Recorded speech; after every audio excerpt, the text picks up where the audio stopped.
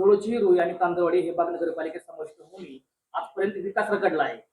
याचे मुख्य कारण काय वाटतं तुम्हाला?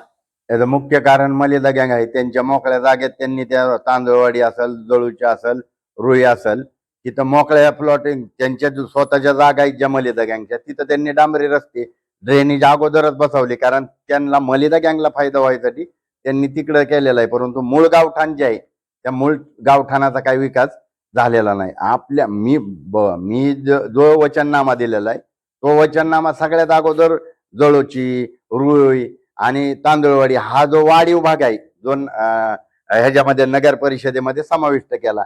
इथं सगळ्यात पहिले तर ती योजना राबवणार आहे आपण आणि ह्या भागाचा सर्वांगीण विकास करण्यासाठी प्रयत्नशील असणार आहे. हा, मग मी व्यापाऱ्यांसाठी सेपरेट बनवलाय, वाढीव हद्दीसाठी सेपरेट आहे. मागल त्याला 1 BHK काय मारवाड पेठला नाही द्यायचे. मारवाड पेठ सगळे बेघर नाहीत बारामतीकर. वाढीव हद्दीतच सगळ्यात जास्त फायदा कुठं होणार आहे? वाढीव हद्दीत होणार आहे. आणि वाढीव हद्दीचा आणखी एक फायदा होणार आहे. अजित दादांनी जे बारामतीचं सुशोभीकरण केलंय म्हणजे पर्यटन स्थळ बनवलेलं आहे. आता त्या पर्यटन स्थळाच्या इथं जो रोजगार आहे तो काळूराम चौधरी उपलब्ध करून देणार आहे. मग शिवसृष्टी असेल तिथं, जळूची, रुई ह्या लोकांना तिथं आपण 1000च्या वर नगर पालिकेच्या मार्फत हॉकर झोनचे गाळे बांधून देणार आहे, नाम मात्र 1000 रुपयामध्ये.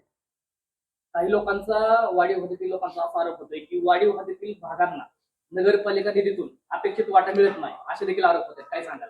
हा खरा आहे, तो 100% खरा आहे. कारण बारामती शहरात राहणारे मलिदा गँगचे जे मलंग आहेत ते 2च मलंग हा सगळा मलिदा हाणतात. आणि म्हणून वाढीव जो भाग आहे त्या वाढीव भागामध्ये जी विकास काम आहेत ती संत गती नाहीत. थोड्याफार प्रमाणात डांबरी रस्ते करतात, ते बी 1 वर्षाच्या आतमध्ये ते उकाडले जातात. असे डांबरी रस्ते केलेत ना. मी आता प्रचाराला फिरत असताना ते सगळं बघतोय. सांडपाण्याची काय व्यवस्था आहे त्या वाढीव हद्दीत? काय नाही व्यवस्था. त्यांनी बिल्डरांनी आपापल्या पद्धतीनं आपापला फायदा बघून इमारती उभा केलेल्या आहेत. आणि असा सगळा गैरकारभार या बारामती नगर परिषदेच्या मार्फत माध्यमातून ह्या मलिदा गँगने केलेला आहे. 30% विकास आणि 70% भ्रष्टाचार. नागरिकांचा असा देखील आरोप होतोय की मागील सत्ताधाऱ्यांनी वाढीव हद्दीतील भागाकडे दुर्लक्ष केलंय. याकडे कसं पाहता आपण? 100% खरं आहे. मतदार स्वतः सांगतात ना. मी म्हणून तर बघा, मी वचननामा दिल्यानंतर आणि मागायला त्याला 1 BHK ची वचन दिल्यानंतर निवडणूक पुढे ढकलण्यासाठी सुद्धा रडीचा डाव यांनीच खेळलेला आहे ना. परंतु निवडणूक पुढे गेल्यानंतर सुद्धा त्याचा फायदा मलाच होणार आहे. आता दादा, मी बोलल्यानंतर दादा डोकं हाणून घेतोय. आता दादा, तुम्ही मागायला त्याला शेततळ दिलंय, मागायला त्याला कांदा चाळ देताय, मागायला त्याला गाय गोटा देताय, मागायला त्याला तुम्ही कोंबड्याची ती पोल्ट्री देताय. मग मीच मागायला त्याला 1 BHK कसं काय नाही देऊ शकत? मी देऊ शकतोय ना. मागायला त्या महिलेला इलेक्ट्रॉनिक स्कूटी देऊ शकतोय. आणि व्यापाऱ्यांसाठी बघा, मी व्यापारी ना, आता त्यांच्या जे पार्किंगची गैरसोय आहे मुख्य बाजारपेठेत, तिथं आपण नगर परिषदेच्या मार्फत इलेक्ट्रॉनिक रिक्षा चालवणार आहे ना. गाड्या तुमच्या बाहेरच पार्क करायच्या. ज्या दुकानात जायचंय तुम्हाला त्या दुकानात सोडवायची व्यवस्था नगर परिषद इलेक्ट्रॉनिक रिक्षातून करेल. नागरिकांचं असं देखील म्हणणं आहे की आम्ही कर भरतो पण सुविधा मिळत नाही. या नागरिकांच्या भावना आपण कशातून करणार? मी पहिली गोष्ट, देशात कुठंच एवढा कर नाही एवढा आमच्या बारामती नगर परिषद मध्ये. तो जे घरपट्टी आणि पाणीपट्टी आहे ती 50% कमी करणार, 50% कमी करणार. आणि ते होतंय. ते तुम्ही उगत काहीतरी दाखवायचं आणि जगात कुठंच नाही एवढी घरपट्टी आणि पाणीपट्टी आमच्या बारामतीत आहे. बरं, ती पाणी चांगलं नाही ना. जीवन प्राधिकरणाचं पाणी निम्म्या बारामतीला, निम्म्या बारामतीला करायला नगर परिषदेच्या मार्फत जे तळे बांधलेले आहेत त्याच्यातले पाणी दिलं जातं. आता ते मीटरवरनं विकतात पाणी बारामतीमध्ये. ते बंद काय केलं जाईल सगळं? बारामतीमध्ये अजित पवार भाजपाने आंदोलन केलं होतं सारथी महाज्योतीसाठी. ते तुम्ही कसं बघता? त्याचा फायदा होईल का हे होईल, तोटा होईल? नाही, त्याचा अजितदादांना तोटाच होणार ना. अजितदादांनी सारथीचे पैसे बघा, बार्टीला फेलोशिप देत नाही, बार्टीचे पैसे देत नाही, सारथीचं देत नाही. आणि मग लेखासाठी आता चुरटी काढता का एक? आणि तुमच्या लेखाला अध्यक्ष बनवा त्या पार्थ पवारला आणि नुसत्या महारामांगाच्या जमिनी हाणत बसा. आणि तुम्ही काल परवा दिवशी दादा काय म्हणतात, एका घरातली 5-5 जण PhD करतात. अभिमानाची गोष्ट आहे नाही. ही अभिमानाची गोष्ट आहे. तुम्ही जमिनी घेताय ती तुम्ही सगळीच्या सगळी एका कुटुंबातली, सत्ता बी तुमच्याकडे, जमिनी तुमच्याकडे घेताय तुम्ही, त्याच्यावर कोणीच काय बोलायचं नाही वय. तुम्ही आमची पोरं शिकायला लागली बहुजनांची म्हणून आता म्हणताय स्कॉलरशिप भेटते म्हणून. पीएचडी काय खायचा विषय आहे का? पीएचडी ला किती अभ्यास करा. आता ही 10वी तो एक विषय गेलता दादाचा, 12वी पास आहे का नाही मला माहित नाही. हा मला दादाचे मित्र मैत्रिणी जे होत्या ना वर्गातल्या त्यांनीच सांगितलंय विषय गेलता म्हणून तर दादाला कोल्हापूरला पाठवलाय. तुम्ही करा ना पीएचडी, आता ह्या वयात बी करू शकता, मग करा. जमिनीवर करा, नाही तर महारवात्नाच्या जागेवरती पीएचडी करा. निवडणूक ढकलल्यामुळे तुम्हाला आज एक संधी मिळाली आहे परत लोकांकडे जाण्यासाठी. हे अनुभव तुम्हाला कसा येतो? अनुभव एकदम भारी आहे. मला बारामतीकरांना मी होम टू होम बी फिरलोय, पण काही ठिकाणी मी जाणून बुजून जात नाही, पण त्या बारामतीकरांच्या भावना मला कळतात आणि माझ्या भावना त्यांना कळतात. मी प्रत्येक बारामतीकरांपर्यंत जाणार नाही, कारण मी कुणाला उघड करणार नाही. आपली घोषणा चुपचाप हातीछाप. आणि आता राष्ट्रवादीतली जी कार्यकर्ते आहेत ज्यांना माहित आहे की काळूराम बरोबर आहे आणि मलिदा गँगला वैतागलेले आहेत, त्या राष्ट्रवादीच्या कार्यकर्त्यांनी घोषणा बनवली, पत्तर रखलो छाती पर बटन दबावा हाती पर. राष्ट्रवादीवाल्यांनी बनवली आता घोषणा, जाती पर ना पाती पर बटन दबेगा हाती पर. मराठा ओबीसी वाद पुन्हा या निवडणुकीत येताना दिसतोय. ह्याचा कितपत फायदा तुम्हाला होईल? म्हणे मराठा आणि ओबीसींनी भांडूच नाही मुळात. आणि ज्यांनी जे आता केलं, आता तुम्ही भुजबळ साहेबांना आमच्या नेत्यांना शिव्या देताल, शिवेगाळी करताल, तर हे बरोबर नाही. आणि काळूराम चौधरी तर आमराईची पैदास आहे. मी जर शिव्या दिले, तुम्ही आमच्या नेत्याला भुजबळ साहेबाला शिव्या देताल आणि मी तुमच्या नेत्याला शिव्या द्यायच्या म्हणल्यावर 2-2 महिने तुम्हाला जेवण जाणार नाही, 15 दिवस तर तुम्ही झोपणार नाही. मग मी आमराईत जालामलोय. ही जी निवडणूक आहे, निवडणूक खिळीमिळीच्या वातावरणात होईल. इथं ओबीसी आणि इथं मराठ्याचा काय संबंध आहे? आणि संबंध आहे कुठं? 3 नंबर मध्ये. दादाला विचारा ना प्रश्न, का तू डुप्लिकेटला दिलं तिकीट?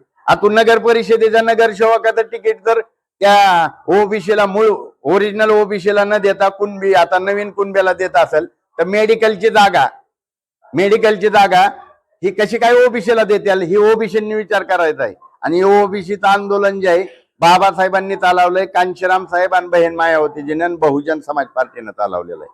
त्याच्यामुळे हे आंदोलन आम्ही सोडणार नाही. या आंदोलनात माझ्या एक नाही 100 गुन्हा दाखल करा. मी ओबीसीच्या न्याय हक्कासाठी प्रसंगी जीव द्यायची तयारी आहे माझी, आणि मी ती करील. आता पीएम योजना आहे घरकुलची, तर त्याला असं म्हणलं की ज्यांना घर नाही तर त्यांना गायरान जमिनीतून जागा देऊन त्याला घर द्यावं. पण आपल्या बारामती असं होताना दिसत आहे, कारण की वाडीवातीमध्ये गायरान जमिनी भरपूर आहे. गायरान जमीन पवार कुटुंबाने हाणली. मी पवार कुटुंबातल्या कुठल्या यांचं, आणि तुम्ही सांगायचं मी तुम्हाला पुरावा दाखवतो. गायरान बी यांनी घेतलेला आहे. देवाला सोडलं नाही यांनी, देवाच्या जमिनी यांनी घेतल्यात. महारवात्नाच्या यांनी, मातांगाच्या यांनी, सुताराच्या यांनी, टाकारीची. हे राष्ट्रवादी भवन कुणाच्या जागेवर आहे? टाकारी समाजाच्या जागेवर आहे. आणि त्या टाकारी समाजाच्या जागा तुम्ही घेतलेल्या आहेत. वडार समाजाला तर कुठं ठेवलेला नाही.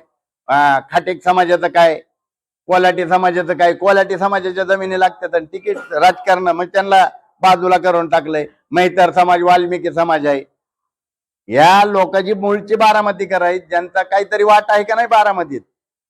महार, मांग, होलार, मेहतर काहीतरी आहे का नाही? अरे आम्ही साफ तर केली ना आमच्या आजा पंजाने. ही बारामती अख्खी साफसफाई करून कोणी स्वच्छ केली? ती आमची बारामती होती. ती तुम्ही म्हणताय माझी बारामती. तुझी कशी बारामती असेल?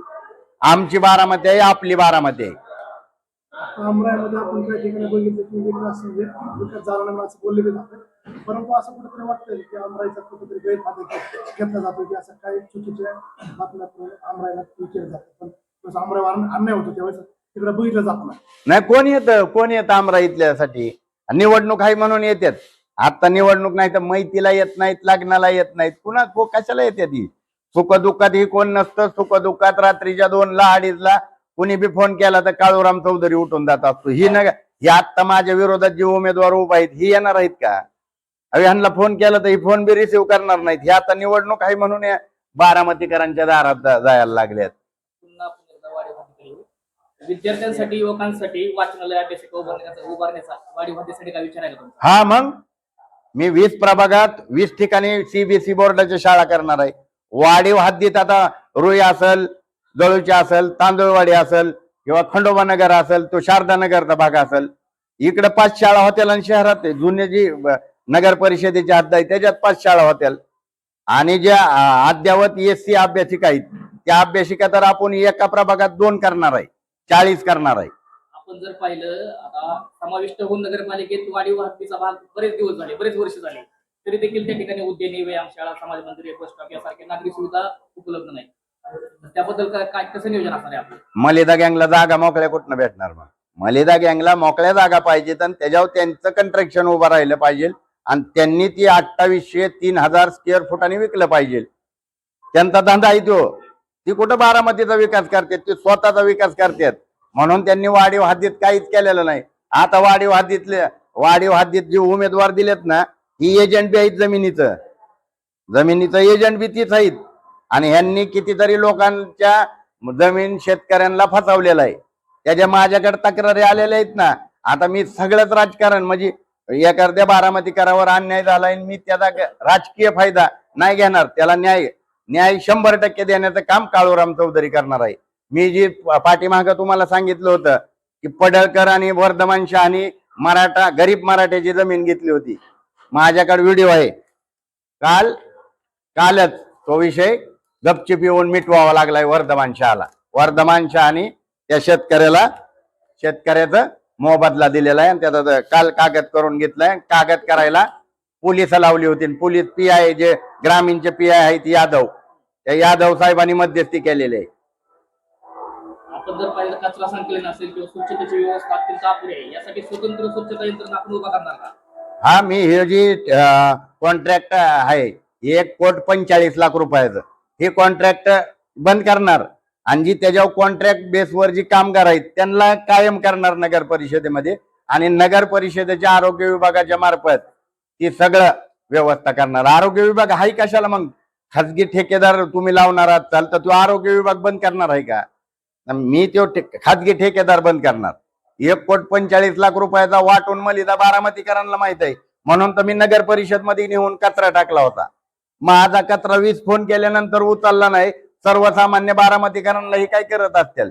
म्हणून हिथून पुढे काही बारामतीकरांच्या हक्क अधिकाराची एकही गोष्ट मी सोडणार नाही. आता नगरपालिकेने रस्ता केला इंदापूरवरचा. त्यांनी तिथं पहिले स्पीड ब्रेकर केले होते. आता ते रस्ता केल्यानंतर ती स्पीड ब्रेकरचे रस्ता एकाच लेवलला आलेला आहे. ते स्पीड ब्रेकर 6.5 लाख रुपयाचे आहेत, हे मीच उघड केलं. आणि म्हणून त्यांना आता ती काय केलंय, त्यांनी तो स्पीड ब्रेकर त्या रस्त्यावरती झाकून टाकला. पैसे पाण्यात गेलेत ही तर कबूल करताय का नाही? दिसतंय ना डोळ्यांनी. बारामतीकर काय आंधळीन बहिरी नाहीत दादा, दिसतंय की ही मलिदा खात्यात ही मलिदा गँग. या मलिदा गँगनी जे उच्चाद मांडलेला आहे तो सगळा डोळ्यांनी बघतात बारामतीकर.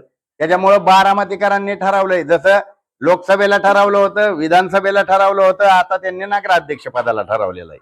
आणि मी बारामतीकरांचा उमेदवार आहे, बस पता नाही. अंतर्गत रस्ते असतील, गटारे, स्ट्रीट लाईट, पाणी पुरवठा या मूलभूत सुविधांची अवस्था अत्यंत खराब आहे. पहिल्या 100 दिवसात कोणती कामे प्राधान्याने तुम्ही हाती घेणार आहात? मी पहिल्या 100 दिवसात बारामतीत बेकायदेशीर ज्यांनी इमारती उभा केलेल्या आहेत मलिदा गँगच्या बिल्डरांनी, त्या बिल्डरांच्या त्या स्कीम ज्या आहेत त्या जप्त करणार नगर परिषदेच्या मार्फत.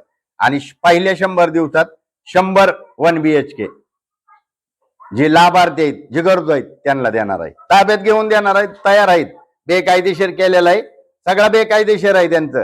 त्या बेकायदेशीर इमारती ताब्यात घेऊन कायम करून नगर परिषदेच्या 100 जणांना. काय आवाहन करायला आता? मतदारांना एवढंच आवाहन करेल की मी आपल्यापर्यंत पोचेल न पोचेल, काय वेळेस मला तुमच्याकडे यायचंय, परंतु मलिदा गँगच्या दहशत दादागिरी तुमच्यावर होती म्हणून मी तुमच्यापर्यंत जाणून बुजून काही ठिकाणी येत नाही. तर ती माझी भावना समजून घ्या. तुमच्यासाठी, बारामतीकरांसाठी कुठलाही प्रसंग असू द्या, भांडणारा, तुमच्या हक्क अधिकारासाठी प्रशासनाला लढणारा काळूराम चौधरी आहे. रात्रीच्या किती वाजता कधी बी फोन करा, काळूराम चौधरी तुमच्यासाठी येणार आहे. त्याच्यामुळे सर्वसामान्य बारामतीकरांनी येणाऱ्या 20 तारखेला चुपचाप हत्तीछाप करायचा आहे. आणि आता तर बघा तुम्ही, आता मी ही घोषणा होती चुपचापची, आता तर खुलेआम हत्तीछाप म्हणायला लागल्यात, पोस्ट टाकायला लागल्यात, सोशल मीडियात बोलायला लागल्यात. का बोलतात ही लोक? ही लढाई पवार साहेबांच्या विरोधात नाही, ही लढाई अजितदादांची नाही, ही नगरसेवक पदाला उभा राहिले तर दादाने ही केलंय आणि साहेबांनी ही केलं सांगताय. त्यांनी केलंय की मी कुठं नाही म्हणतोय, पण तुम्ही काय केलंय? तुम्ही फक्त मलिदा खाल्लेला आहे, त्याच्यामुळे तुम्हाला मलिदा गँगला गाडायचा 20 तारखेला बारामतीकरांना संधी आहे. मला त्या कॅम्पवर एक गाणं तयार केलं म्हणतात. गाणं कोणतं नेमकं? नगरपालिका में हुआ है घपला, अरे नगरपालिका में हुआ है घपला, पड़ा है न्यूज पेपर में, आजित तेरे लालों ने देखो बहुत कमाया सालों ने, अरे आजित तेरे लालों ने देखो बहुत कमाया सालों ने, दादा टेंडर निकला नहीं, दादा चुराया भंगार वही, अरे अंधा हुआ है भीम का सैनिक पवार तेरी सेवा में, आजित तेरे लालों ने देखो बहुत कमाया सालों ने. हीच गाणं आहे ते. आणि अजून आणखी गाणी बी येणार आहेत. आणि मी काही शांत बसणार नाही. मी गेल्या 25-30 वर्षापासून बारामतीकरांसाठी, या महाराष्ट्रातल्या बहुजन समाजासाठी संघर्ष करत आलेलो आहे आणि हा संघर्ष कायम राहणार आहे. त्यामुळं येणाऱ्या 20 तारखेला हत्तीच्या चिन्हासमोरलं बटन दाबून आपली सेवा करण्याची संधी द्या. जय भीम, जय भारत, जय ज्योती, जय मल्हार, खुदा हाफिज, जय श्रीराम.